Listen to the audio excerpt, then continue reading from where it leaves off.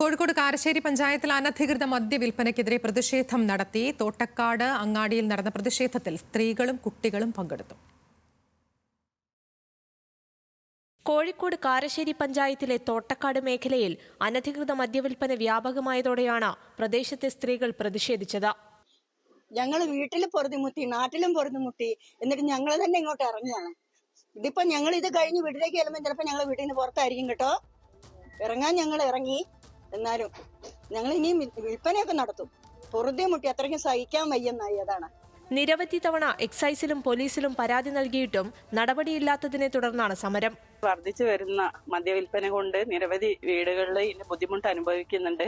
പിന്നെ ചെറുപ്പക്കാരായിട്ടുള്ള ആളുകളും ഒക്കെ തന്നെ ഈ മദ്യത്തിന് അടിമപ്പെട്ടുകൊണ്ടിരിക്കുകയാണ്. കുറച്ച് കുടുംബശ്രീ പ്രവർത്തകരെ സംഘടിപ്പിച്ചുകൊണ്ടാണ് ഞങ്ങൾ ഇന്നിവിടെ ഈ ഒരു സമരമുറ സംഘടിപ്പിക്കുന്നത്. പരാതി ഞങ്ങൾ എക്സൈസ് ഡിപ്പാർട്ട്മെന്റിലും പോലീസ് ഡിപ്പാർട്ട്മെന്റിലും നിരവധി തവണ പരാതി കൊടുത്തിട്ടുണ്ട്.